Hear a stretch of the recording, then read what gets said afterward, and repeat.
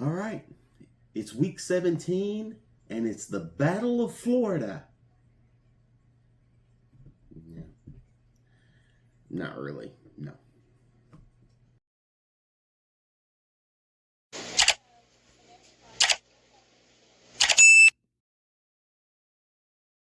What is up, Fins fans, and welcome to Fins Temporal Focus.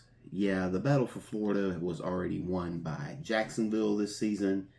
Of course, Tampa Bay does still have a shot at making the playoffs. They can win the division. It's going to pretty much come down to them in Carolina, looks like. I'm not sure off the top of my head. This week 17, so this coming week, I will be doing my fourth quarter stats for league leaders, standings, and of course, those standings are going to propel to the playoffs. And off the top of my head, I'm not sure where Atlanta's at, but we're here to talk about the Dolphins and the Buccaneers. One game difference in the record, and both of these teams are really beat up. Of course, the Dolphins, nothing to play for, so the big question is going to be how Quinn Ewers plays in his second start. And I think that is the question, is the answer to who wins this ball game. But we're going to get into all that. But first and foremost, congratulations to Devon Achane being chosen to the Pro Bowl. He is the only Miami Dolphins player to be chosen to the Pro Bowl. There was some alternates. I was actually surprised. Jordan Brooks is a first-team alternate. Alec Ingold is also a first-team alternate. And Jalen Waddle is a third team, I believe. And somebody else was third team. And Mika Fitzpatrick was third team alternate. The one surprise to me, real quick on the Pro Bowl stuff, was Aaron Brewer. The fact that he didn't make the Pro Bowl didn't really. I've said the whole season, and a lot of people, when you look at the games, a lot of people will agree with me, and I've said he's a top 3 center in the league. I am surprised he didn't at least get like a alternate. That one, to me, is a little bit of a snub by the NFL. But I'm not going to argue with the choices. It was Kansas City Chiefs, Creed Humphrey, and Baltimore Ravens, Tyler Linderbaum. So I was going to say, well, I said he was top 3, so there you go. But he did not make the alternate spot either. I don't know who did, but he was not on the list, so therefore he didn't make it. He did have a lot of injuries this year, but anyway, there you have it. But the big thing is Devon Achane getting his first Pro Bowl bid, and congratulations, well deserved. He has been the Dolphins' offense this year, so golf clap. Congratulations to Devon Achane. And now we will get in to this Tampa Bay Miami Dolphins game. We will start with the injury report. We always start with the Dolphins, and laundry list of injuries for the Dolphins. You'll see Mika Fitzpatrick with the calf. He is out. Isaiah Johnson, the cornerback, he's got a knee. He's out. Benito Jones, defensive tackle, back issue. He is out. D. Eskridge, wide receivers, got a toe. He is doubtful. And our very own Aaron Brewer, He's got several injuries. They're listing him as a neck injury. He is questionable for this game. And again, I would have probably shut him down in the Cincinnati game. But is what it is. If he's questionable, I say you sit him. No reason to play him for this game. Tyrell Dodson has got a chest issue. He is questionable. Andrew Meyer, offensive lineman, he's kind of a drifter offensive lineman. And what I mean by drifter, I mean he plays different positions wherever they need him. Not necessarily a good thing, but he's questionable with the tricep. Jason Sanders is still on this list. He is questionable with that same hip. We have 2 games left. Just shut him down. I really don't understand why he's even on this list. But just my opinion, because Riley Patterson has played very well in the absence of Sanders. Darren Waller, he's rest and groin, but he was limited practice. And then Melifanu still has the thumb, also has a groin, but he was a full practice. He's probably going to go. Jalen Waddle has the wrist issue, also full participant. He should go, no problem. For Tampa Bay, a few notables, and I'm just going to, you're going to see several. Anybody I don't mention was a full participant, okay? So you have Levante David, the outside linebacker. It's funny because on his, it just says rest, but he was limited all week. So they don't have him really down as questionable, but he was limited all week. So I don't really know what the deal is with Levante David. Luke Godnick, offensive tackle. He's got the ankle. He was limited. Kalijah Cansey, I guess is the way you pronounce it. Defensive tackle. He's got the chest issue, pectoral. Excuse me. He is out. Linebacker Anthony Nelson has a knee. He is out. The big one is left tackle Tristan Wirfs. He's got a toe issue. He is going to be out for this game. So, and Mike Evans was also on this list, but looks like he's going to be a go. He was a full participant. So, notable that he is on this list, however. But Mike Evans doesn't scare me. The guy that does scare me is Emeka Ibuku. He is their leading receiver on the season, and he is the guy that worries me along with Baker Mayfield.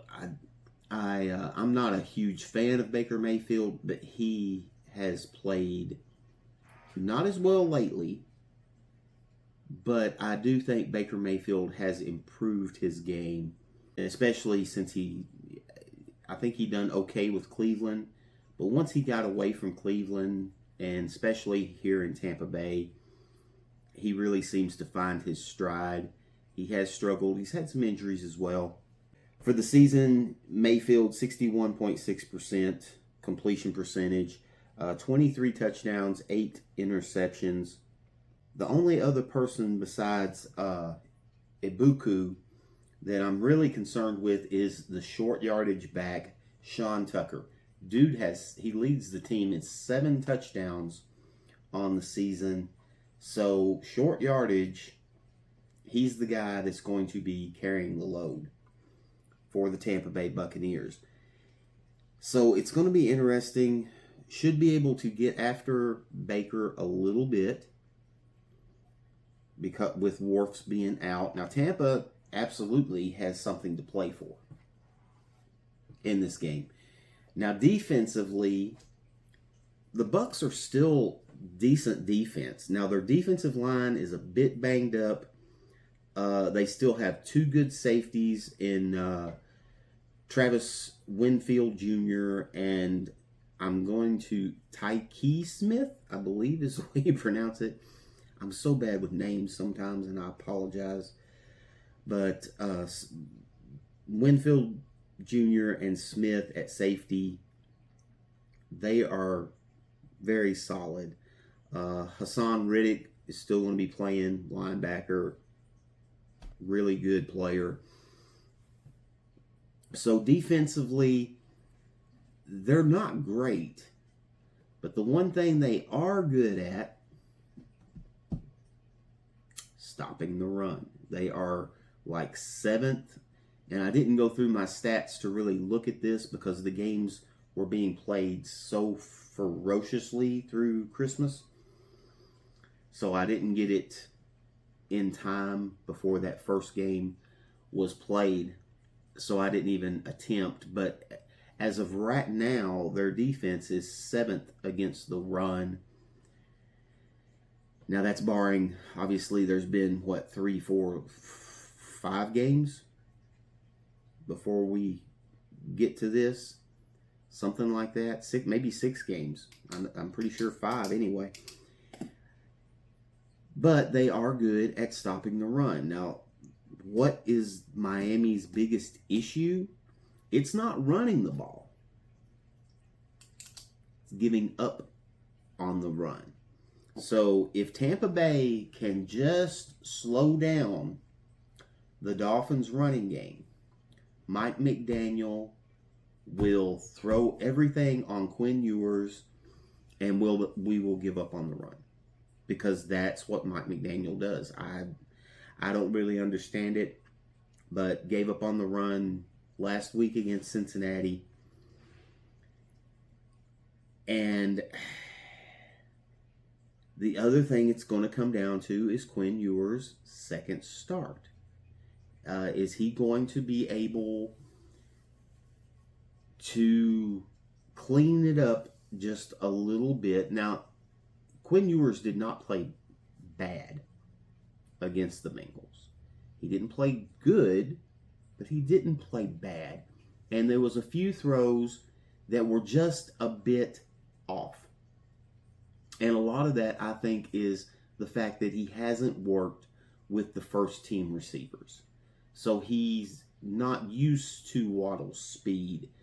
So probably, like the overthrow, he was probably forcing it a little bit because he knows Waddle's fast, but it just kind of got away from him. I think it's just a timing thing and not have worked with the first team offense very much. So this is a game, I know a lot of Dolphins fans want Miami to lose, try to get a better draft pick. We know how I feel about that. It's bull. Doesn't matter where you pick, matters who you pick. Looking at this game, like I said, these teams are not that far apart really, except for quarterback.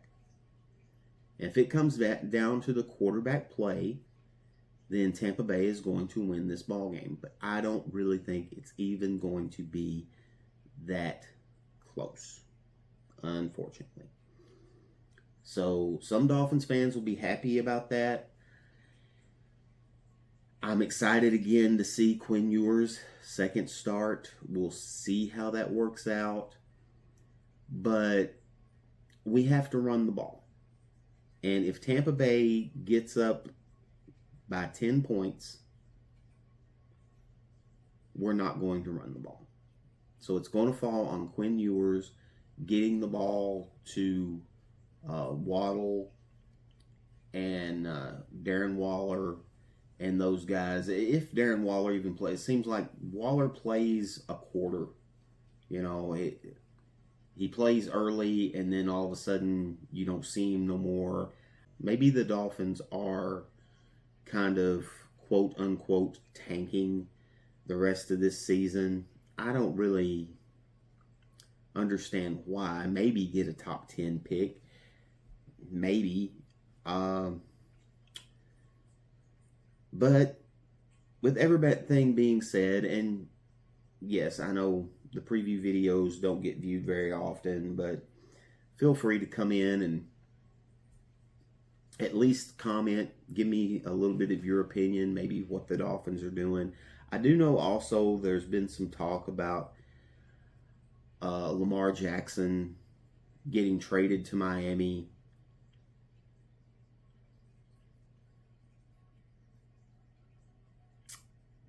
Quite a bit of talk about it. I know a lot of people will probably be excited because a lot of people hold Lamar Jackson up a little higher than what I do. I want somebody that can actually throw the ball.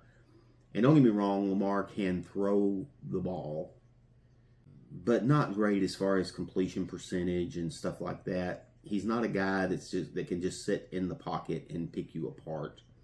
At least not consistently. So does seem to be, which his out with the Ravens right now, at least the turmoil seems to be that he's a little bit of a child in a grown-up's body. I know I read that in a couple of spots. So for me personally, I think that's a horrible move if the Dolphins went that way. They would have to give up multiple first-round picks to get Lamar Jackson. That's just not how you build a team. So keep your draft picks, weather the storm, bring in a coach that can change the personality of this football team. I think that's where it starts, along with the general manager, and we'll see how that goes once the season is over. Apparently, you need to get somebody who maybe worked with New England. I don't know.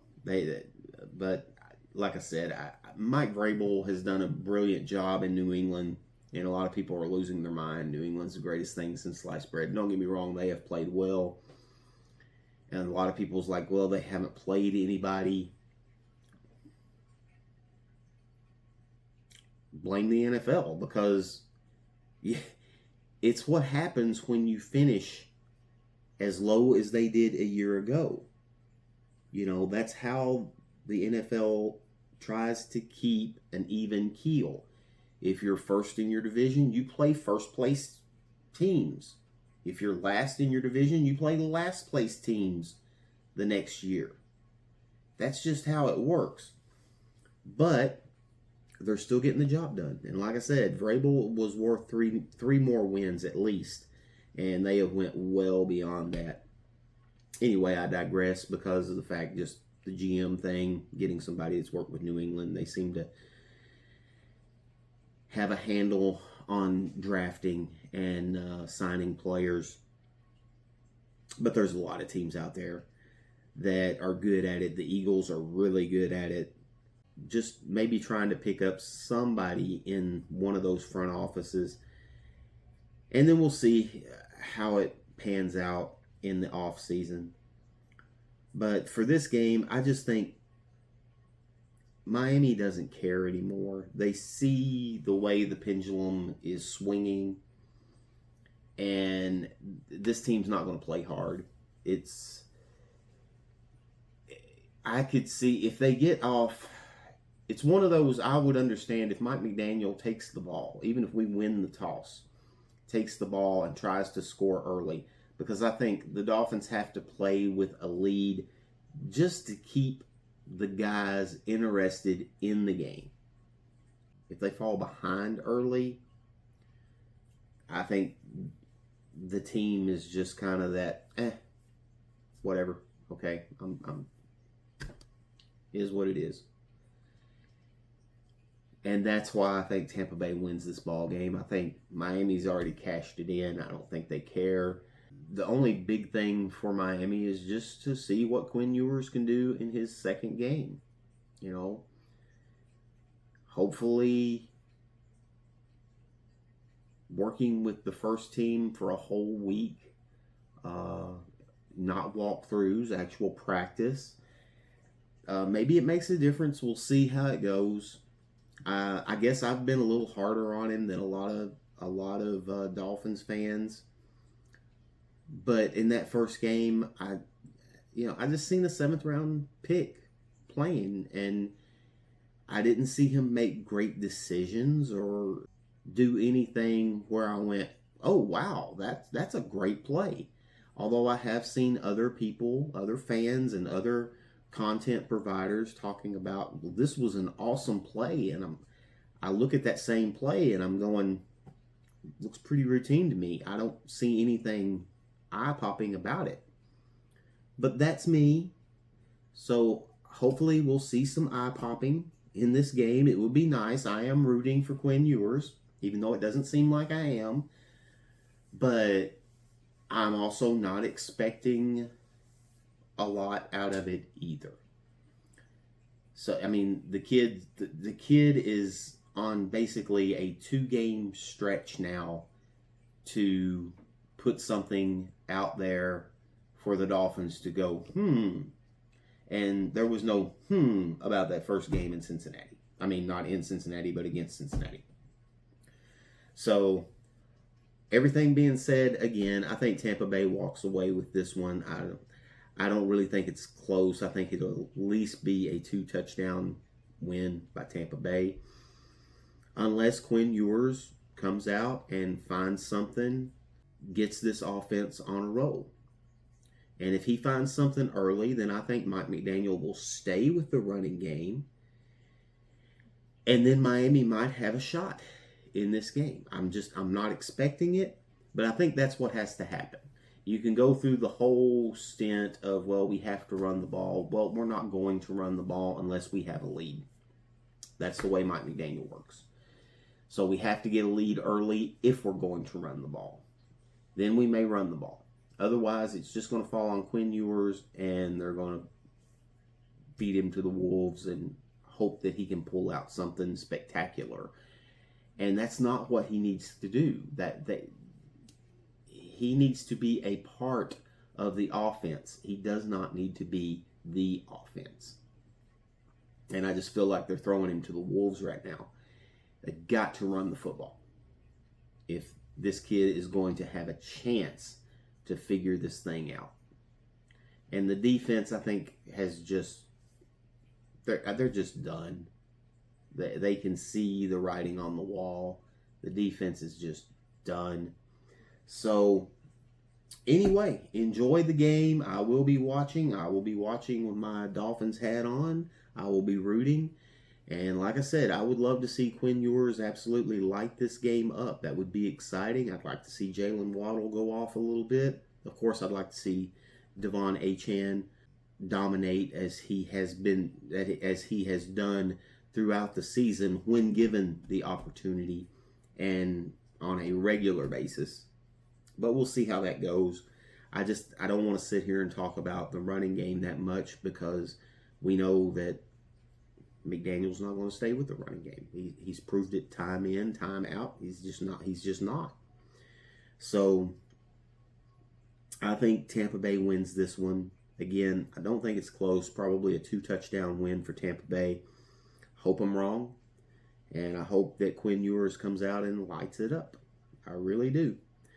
But leave a comment what you think about Achane's Pro Bowl. I know probably most people won't care because it's an offensive lineman, but Aaron Brewer not at least getting an alternate. I felt like he should have at least had an alternate, for the Pro Bowl. But other than that, and of course the Lamar Jackson talk, let me know what you guys think.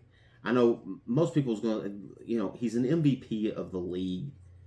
And people are going to say that I'm hating, especially Mark. Mark, if you're watching, I know you're probably going to think I'm hating on your boy because I know you love Lamar Jackson.